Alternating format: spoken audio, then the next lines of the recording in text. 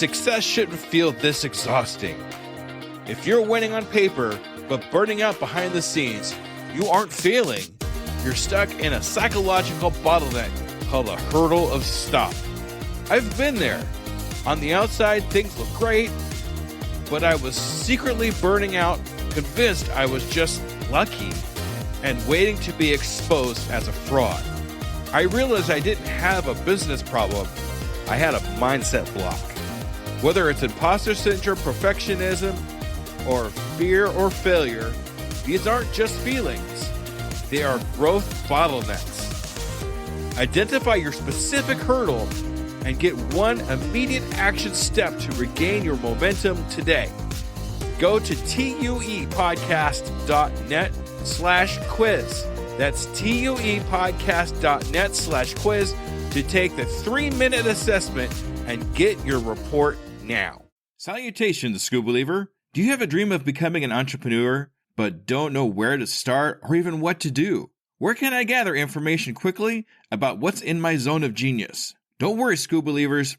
I got you covered. Go to tuepodcast.net/AI prompt and check out an amazing set of AI prompts that will give you ideas, information, and articles to help you get across that start line. Once again, go to tuepodcast.net/AI prompt to get you started now.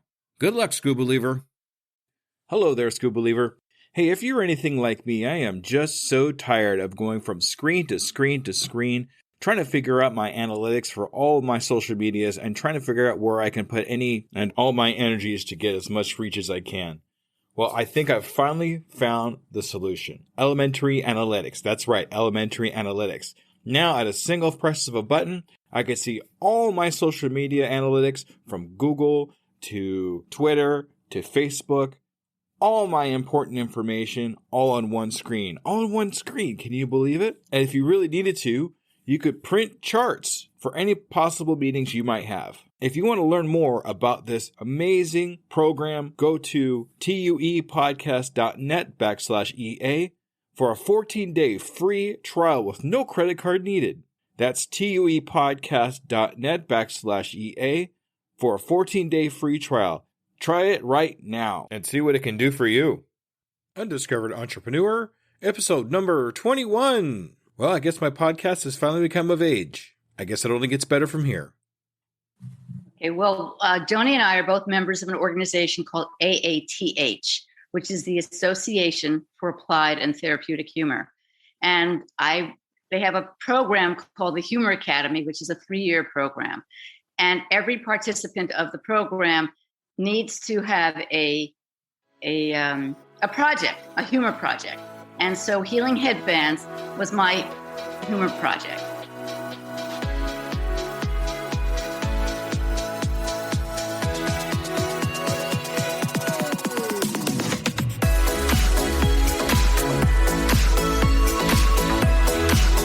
Welcome to the Undiscovered Entrepreneur, the podcast where brand new entrepreneurs come to life and could quite possibly be discovered.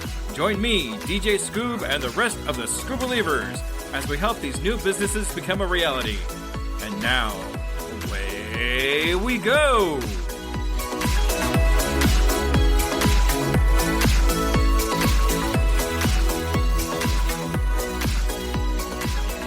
Hello, Scoop Believers, and welcome to an amazing number, episode 21, and part 2 of my 3-part series of experienced entrepreneurs here. In this episode, I am so glad I was actually able to meet with these 2 young ladies. Yes, that's right, 2 people that I interviewed at once. First time I'm ever doing that, and it was actually a blast. It was so much fun to be able to talk to both of them at the same time and get ideas from both of them. And the people we're talking about that you just heard is Barbra and Joan. Barbra and Joan have put together, well, basically the healing power of laughter. And what they do is they take this healing power of laughter to different hospitals and talk to kids that have illnesses that they really feel they can help them heal with laughter. I don't know about you, but when I'm done laughing, I feel fantastic. It's always great to feel how your body feels after you're done laughing really hard, when you're laughing really hard. So Let's listen as she talks about her experiences in her business and how it came about, how both of them met because of a group they were both in. So sit back and relax, get a good laugh in, and listen to Barbra and Joan.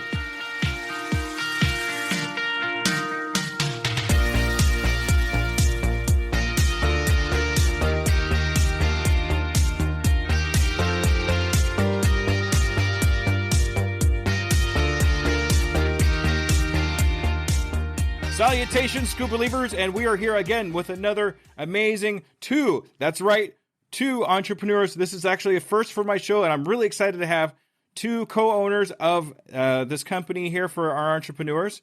Today we are here with Barbra and Joan. Hi, Barbra. Hey! All right, and Joan, hi. All right. All right, so I actually have a really serious question to ask you right off the bat, okay? You ready? Are you scuba believers? I am a wholehearted scuba believer. All yes. right.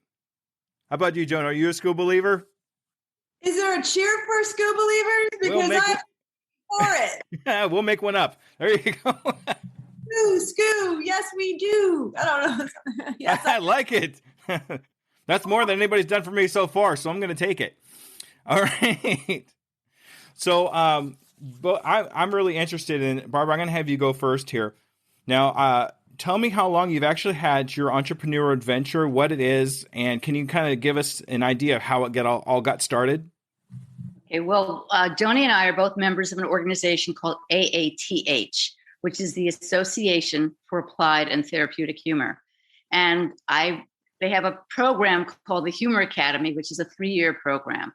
And every participant of the program needs to have a project, a humor project. And so Healing Headbands was my humor project.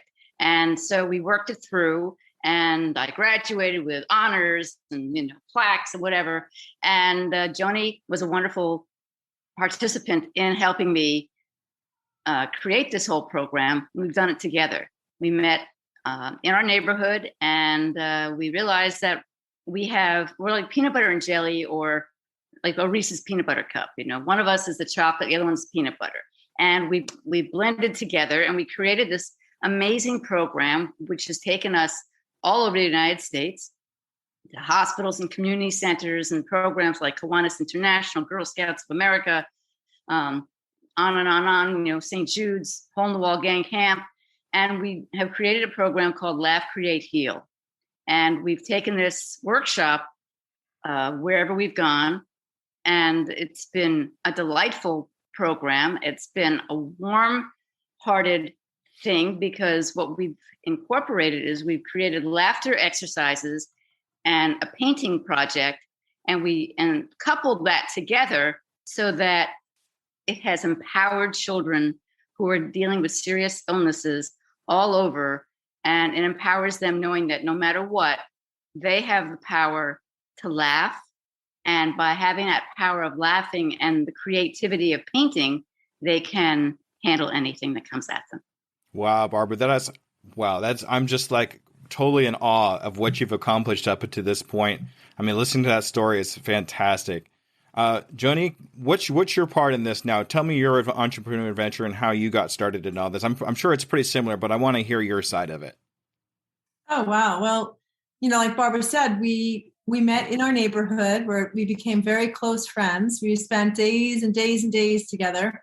And so I sort of I'm a designer by trade, an artist. And I had been watching Barbra work through her Humor Academy project, which is ultimately this amazing program that we created. And so I would see Barbra come home literally in a state.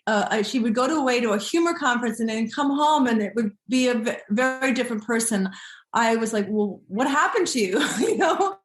It's the most remarkable experience to go away, to experience joy, ultimate joy, and then come and find that in your community, or try to get that same excitement in your community. So I was very curious to know more about what Barbra was doing, because laughter is the heal all and be all.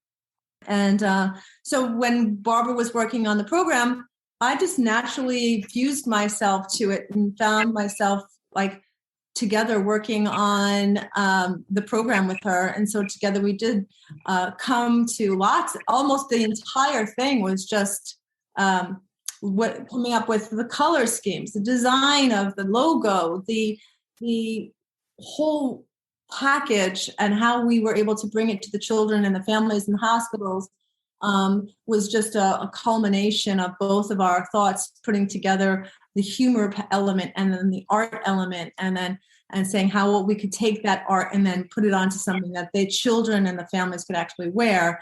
It was I would say a major undertaking, looking at the time that we took to create what we did. And then 7 years later, now where we've come, it's just remarkable. But yeah, I'm the designer part. I'm that person that does all the little, gets all those little details done with the graphics, with the arts. Barbara works with elderly. I work with the children, and so the parents and the children, when they come together, we, like Barbara said, a Reese's peanut butter cup. So we really work very well together. I'm never going to look at that candy bar the same way after talking to you two. I could tell you that. All right. So we're going to kind of move on to the next question here. And real quick, I'd like to know how long have you been doing this? When did you actually get started and doing this? Okay. Well, we got our 501c3 in 2014. Okay. And we had the idea before we actually got all the paperwork together. I had been in Central America on a trip to visit my daughter. And wherever I went in marketplaces, I saw these amazing headbands, but they were made from cotton. And they were elastic in the back, but they opened up like a kerchief, like a bandana. And I thought to myself, and thankfully both our kids are healthy, but when I had a feeling that this would be something that would help children who are going through serious illnesses, going through chemo and the likes of those, sort of helping them to heal. And so I brought back maybe 40 of them and thinking they'd make great souvenirs, but I kept them all. And at the time, my husband worked for a fashion company, and I asked the production people if they could help me with this design. And I didn't like what they came up with. And we eventually were able to find what we needed just by trial and error. And it's worked out really well. So we got lucky, but I don't think it was just luck. I really think that the universe was ready for us. We manifested and it happened. Yeah, it really sounds like that. You just sounds like everything kind of fell into the right place at the right time for you. I mean, if your husband wasn't part of the design of things, it probably wouldn't have happened. So everything just kind of happened the right way. You just happened to be in the right place, the right time to get the kerchiefs, and everything kind of dominoed to where it came to today. So That's amazing. That's so great. Really quick, back then when you were just getting started, did you have any mentors or anybody that you looked up to, and anybody that inspired you to kind of continue moving forward with your entrepreneur adventure? In the very beginning, as I said, we're members of an organization called AATH.org. And I had a woman at the time who was my mentor. And I said to her when I was creating this program, I said, it's not humorous. It's not funny. And she said, you have to understand that when we say laughter or humor, it's really what was the word I said before, Joni? It's a metaphor. It's a metaphor that, it's encompassing. And what we were doing is we're adding humor with our laughter exercises, and we're encouraging love. And when someone is painting after they've laughed for at least 20 minutes, and this has been proven, their studies been done, they're sitting in, I say they're in a Zen zone, and they're in the moment, and they're able to just create. And some, even adults will say, "Oh, I can't paint." And they just put they put the brush and the colors, and then it goes, and it's magical. It really is. Yeah, they get into a flow state. That's what I call that, as a flow state. And when you're in a flow state, it's joy and euphoria, and it all comes out into what you're trying to create. And as creators, that's really what we look for is to get into that flow zone. Mhm. So that's awesome. How about you, Joni? Did you have any mentors that you'd like to mention, or is it pretty much the same as Barbara?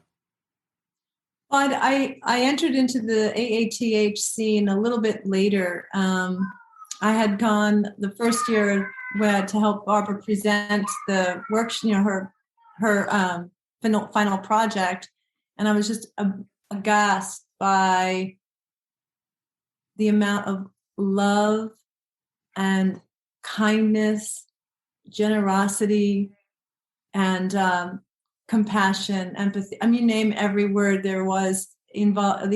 Everyone I met was just so full. So, in terms of a mentor to this project, I think Mary Kay Morrison, who is probably leads the Humor Academy, very inspirational. She has 12 grandchildren. She has this. I'm the 13th. I'm 13. I'm the 13th grandchild. Baker's dozen. They have some construction going on. I don't know if you hear that. Don't worry about it. This is Joni. This is real life. We're not worried about it. Okay, Mary Kay is truly like a remarkable human being that just embodies the spirit of a child, no matter what age. And so, watching her really had inspired me, and I know, and she inspires Barbara all the time because they're available. When you're working with people and you're meeting new people, sometimes they are in a position where maybe you feel that they're too high up and they can't be touched. But every single person I met through this association is so available. Their heart is open, their arms are open wide, and anything that you need or want or desire to collaborate on or work with or just have a question, you can pick up the phone and call them anytime. And that's the warmth I felt through the experience of working with the AATH. That's fantastic. It's amazing to me sometimes, especially when I started my entrepreneur adventure as a podcaster, I was kind of scared to even ask anybody for help or anything like that because they didn't want to talk to me. They're higher up than me. They're making more money than I am. Why would they want to talk to me? But I come to realize these people aren't competition. They actually want to help me, and that was a whole new feeling for me, especially becoming a podcaster, was people are genuinely want to help each other. And that's a feeling I never really had before until I started doing this. So yeah, thank you for bringing that up. So in your first year, after actually getting things going, did you come across any pitfalls or any problems getting the business off the ground and running? Joni, you want to take that?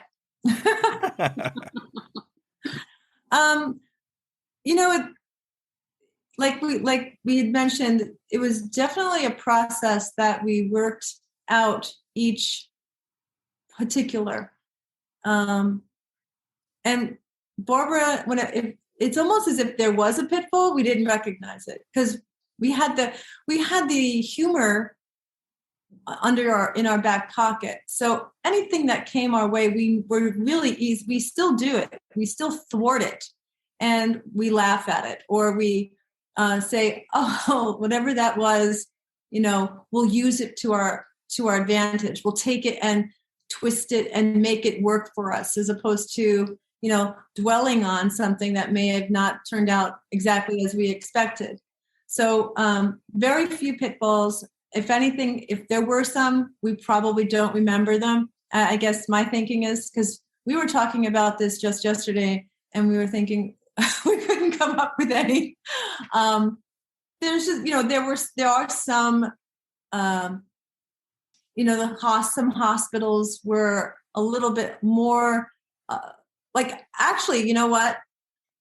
The first hospital we ever reached out to was like, sure, yes, and yes, and most every hospital we asked to bring the program to never said yes.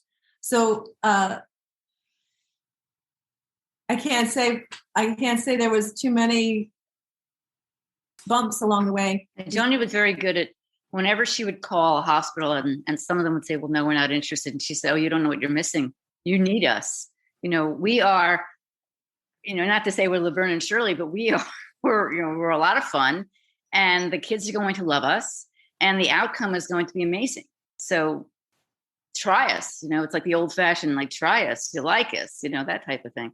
And we've gone back many times to lots of many of the hospitals that we've attended to. We've done programs with, as I said before, Garden of Dreams and Paul Newman's Hole in the Wall Gang Camp, and just we've gone to California, we've been to Florida, Massachusetts, we've been all over the United States, and our dream was to go further, to actually hit every hospital there is, children's hospital. Pandemic certainly put a kibosh on that for now, but we have other things in the works, and we'll talk about that in a second. All right. Y'all's mindset has a lot to do with not even recognizing that there's a bump in the road. Instead of actually thinking about it being a bump in the road, it's more like this is an experience that we can use to move on to something else that's more of a positive thing than anything else. And not a whole lot of entrepreneurs out there have that perfect mindset where they don't even recognize a pitfall. They don't even recognize a problem because it's not really a problem. It's just a doorway to a solution.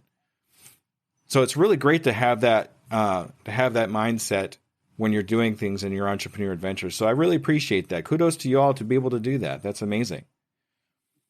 So, boy, this is going to be an interesting question. This actually might be harder because you didn't have as many pitfalls as a normal person would. What, in hindsight, is there any failure that you're proud of? Like something that didn't go well, but you're proud that it didn't go well because this happened. Did you experience anything like that at all? See, I knew that was going to be a tough question. I just find that some hospitals would say that, we never charge the hospitals anything. Some hospitals were lovely where they would pay for our parking. Not everyone did. But, maybe they said, I remember once we were in one hospital and they told me, we're too loud. And I thought, oh, well, what? Well, we're playful. That's the whole idea. You have to be loud. I said, well, close the door. No, we have to keep the door open. So, if that was the extent of it, that wasn't so bad. I was getting on my back and acting like a hyena, and they were like looking, who is this woman? But they told me I was too loud. So. Well, you're doing pretty good. If that's the worst it's good to be. Hopefully it just stays like that because that's just great. So I'm just going to go ahead and move on to the next question, if you don't mind. What I'm going to do here is in your vast number of accomplishments that you've had, can you name about one or two really good accomplishments that you're really super proud of? I love it when I can get on stage, and we were at this one hospital, and I had like a pretend microphone, and I was just working the crowd, and I thought it was so much fun. And but nothing really stands out. Does anything stand out for you, Joni? I think it was our first fundraiser. Okay. Tell me about that. Yeah. Maybe our second. Well, we've had 3 fundraisers in total, but one of them was really just a welcoming from the community to.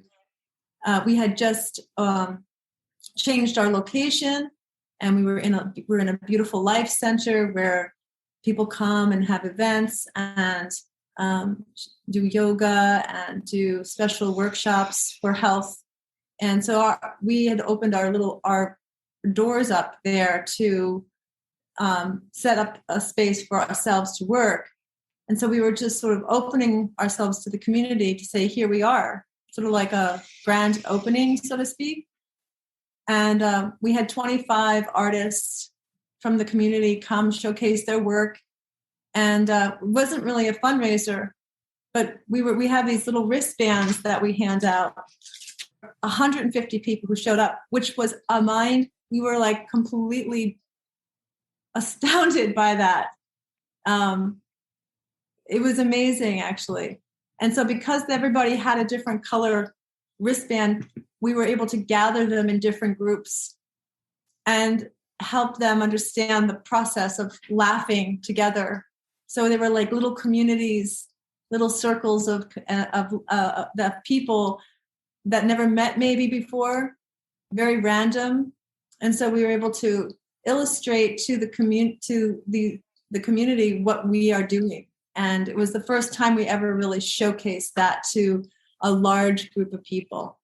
And afterwards, people were putting money into a basket. And we were like, oh, we didn't really know. We didn't really want any money. We were just here. So, we made some money for the organization that night. And that was a surprise to us. And then we thought, have another. So we did it again. But this time it was a real fundraiser, and it was we did very well. Yeah, it's nice. That's a fantastic example of if you help other people, they will help you. Yeah. I mean, when you get people together like that, and you get that happiness, and it just flows, and people are they want to feel that again, or they want to kind of support you in what you're doing. If it's going to be happening for other people will open up their pocketbooks, even though you weren't expecting it, just because they want to support you in what you're doing. Sometimes that's the only way people know how to do it, is to put, a bunch of money in a basket and hand it over to you. But what a fantastic story. I really love that. That is great. I don't know how, let's see. How can I word this question? If you knew somebody was going to get into an entrepreneurship or an adventure similar to yours, or, you kind of run into somebody that might want to do something similar to what you're doing, what advice would you give them to start up? I mean, how would you help them get started? I would ask them to really figure out what it is that they're aiming for, and to write down all their questions of even the impossibilities, because impossibilities are really, it's possible. And to teach them to think more optimistically, rather than as like, oh, it's not going to work because of this, this, and this. And listen, every organization, every business has questions of will it succeed? And it will, but you have to really love what you want to do.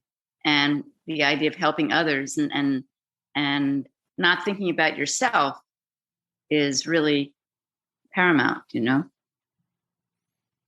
Exactly. I mean, putting other people first is really what we do as entrepreneurs. I mean, if you look at a lot of people out there that have this thought about entrepreneurs and what they are, a lot of it's misperception of they're all like selfish and they all we want is money, and that's really not true, especially nowadays, where we're here to provide a service to help other people, to relieve these problems that we have. And you guys are doing that above and beyond anybody else that I have met yet. So I really appreciate what you're doing. So I have a really fun question here. And now I know you've been doing this for a while, but in the next 6 months, do you have any goals for yourself, say in the next 6 months, that you'd like to accomplish? Joni! No, I guess that's you, Joni. Barbara always hands me off. Yeah, there's a lot to be said for the last 2 years, which completely took us all by surprise, and threw everybody in the washing machine and the dryer hanging up, however with no softener. So because of that shift, we had to also shift our way, our model to our Laugh, Create, Heal workshop. And it's not something that we hadn't thought about before.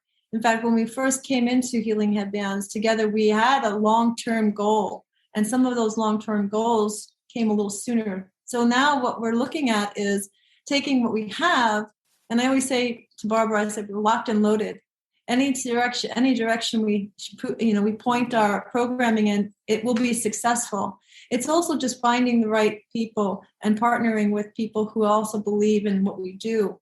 And it's not so much a convincing of what we do. It's more or less like, how can we really direct the energy and our passion so that duplicates itself. So duplicating the program bringing it to hospitals so that the child life services can also, create the workshops with themselves. So that means having a kit. That's something that we've been working on, where that kit can be either purchased by hospitals or maybe fundraisers. We can develop them, make them so that we can give them to hospitals so that that they can facilitate the workshops, so that they can and we can just create the headbands for them, and we become a factory, so to speak. But that means that it can continue working in hospitals, which was the initial programming to help children and families in hospitals. Then there's another thing. Well, there's two other things that we're working on. One is to partner up with other organizations as big as the Girl Scouts of America, because we find that a large percentage of our workshops we do with Girl Scouts in our region. And we like to continue moving that outward. And that means that we can bring that further with those little girls, the daisies, the brownies, the cadets. They're like our minion, Ambassadors. They're the ambassadors. They're little ambassadors. Yeah, they're the ambassadors for tomorrow for our programming. And then the other thing is the kit. We like to see that kit be something that everybody can have, maybe perhaps like a game that you can purchase it, or you can find it, which is a secondary leg of our organization, which suggests that we would be a profitable leg, which then feeds the nonprofit. So that's something we're working out right now. All right. So an actual physical product that you can actually have go out to the hospitals and whatnot to continue on what you're doing. Yeah. Right. That's fantastic. I actually, I've been doing a little research on that. I might be able to put you in touch with somebody that can help you with that. That'd be great. Thank you. I'm in this group called SPI, Smart Passive Income, and it's a huge, about 500 or 600 person community that I'm a part of. And I'm sure I can run into somebody that would be able to help you make that a reality.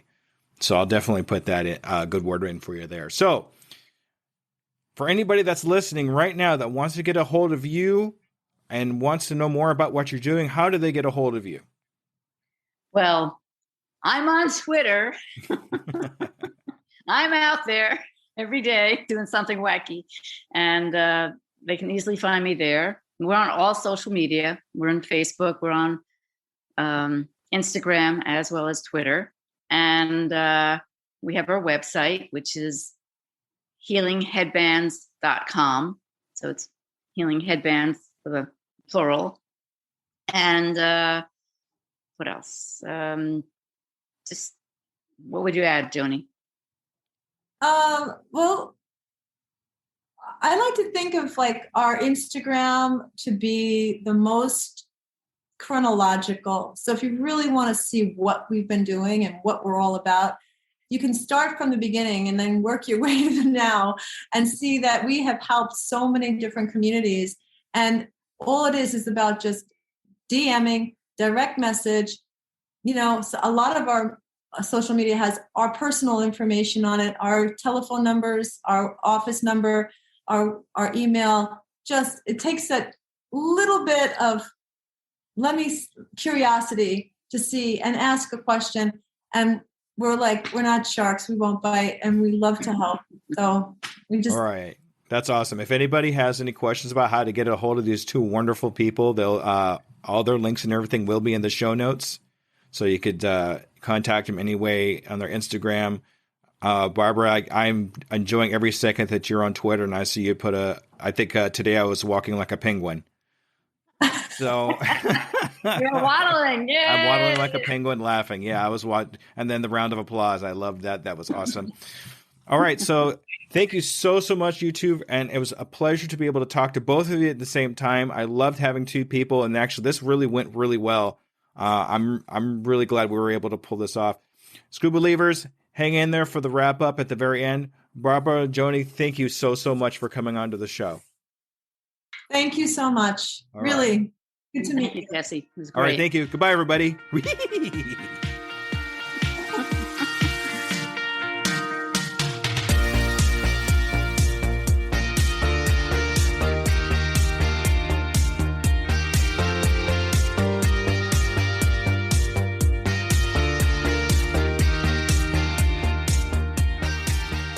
right, ladies and gentlemen, that was Barbra and Joan. What a great, great interview. I just had just so much fun being able to talk to them and laugh with them and find out about their story and about healing headbands and how that all came about. And just the backstory was just amazing on that. Being able to talk to them, getting a perspective from each of them was definitely a treat for me. Not having interviewed a duo before, it was just fun. It was just plain fun. That's all it really mattered. If anybody wants to get involved with healing headbands, go to healingheadbands.com.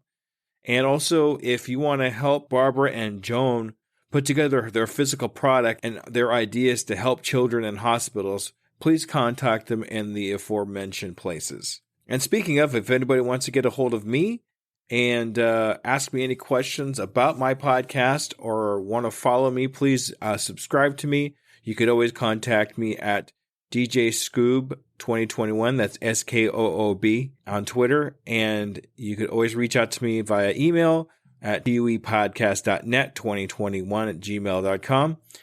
And if you want to see what kind of tools that I use to continue my entrepreneur adventure, please go to my website, which is uepodcast.net, where you can go to the resources and check out everything that I used in my entrepreneur adventure.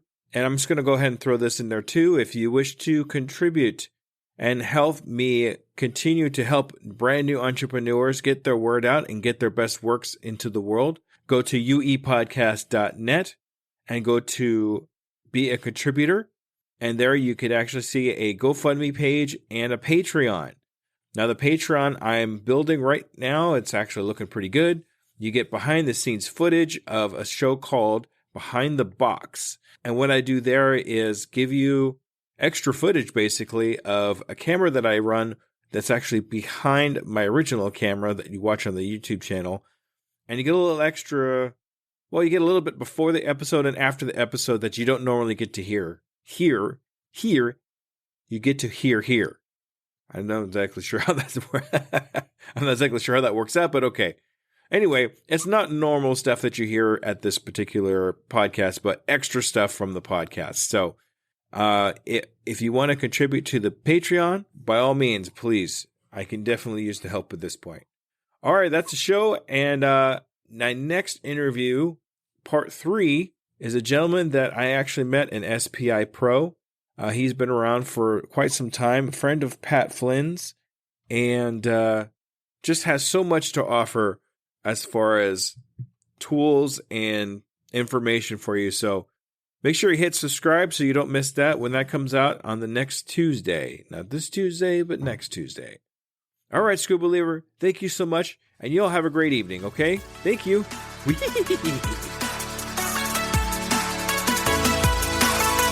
Hello there, DJ Scoob here, and I just want to personally say thank you for listening to my program. I really hope you learned something. Tune in 2 weeks to listen to another brand new entrepreneur. And remember, I can, I am, I will, and I'm doing it today. El agua, the water. Okay. El pan. El pan, the bread. La leche, the milk. How do you say milk? Leche. Leche. El hombre bebe agua. El hombre bebe agua. The man drinks water. ¿Tú comes manzanas? Tú comes manzanas. You eat apples. All right. ¿Tú comes pan?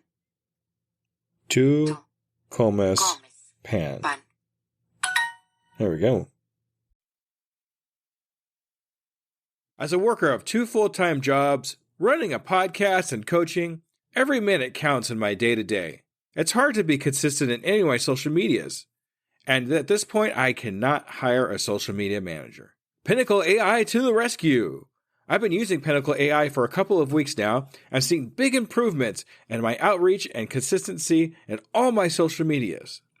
Do you want to save time and increase your productivity too? Go to tuepodcast.net/AI for more information. Save yourself time and grow your brand. Try it now and see what it can do for you. Hello, Scuba Believers. Let me ask you a real quick question. How many cups of coffee have you had today? 3, 5, 7? And let me guess, you've got a Red Bull in the other hand just in case, right? Yeah, I see you. Now, here's the truth bomb nobody wants to hear. You're not building a business. You're building a caffeine dependency. Listen, I get it.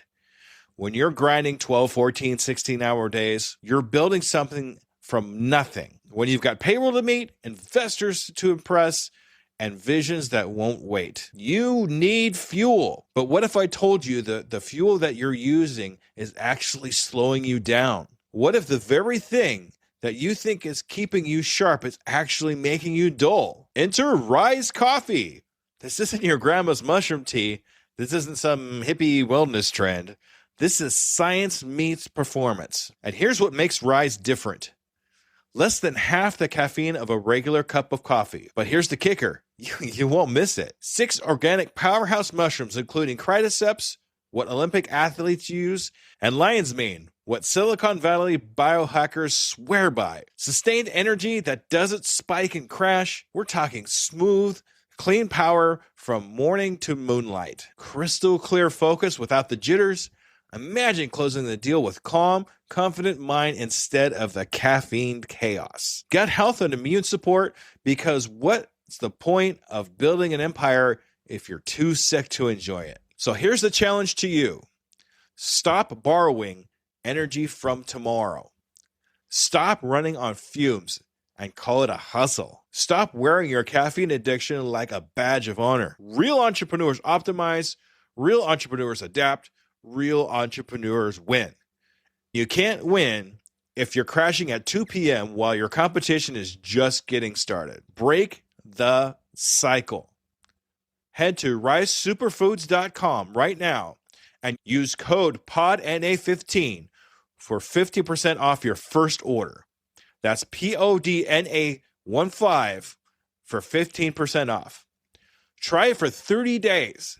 If you don't feel the difference, if you don't feel sharper, calmer, more focused, more alive, then go back to your 6-a-day cup habit. But I'm telling you, you won't, because once you feel what real energy feels like, you'll never go back. Ditch the addiction, fuel your empire, and rise up. Rise Coffee, energy that builds, not burns.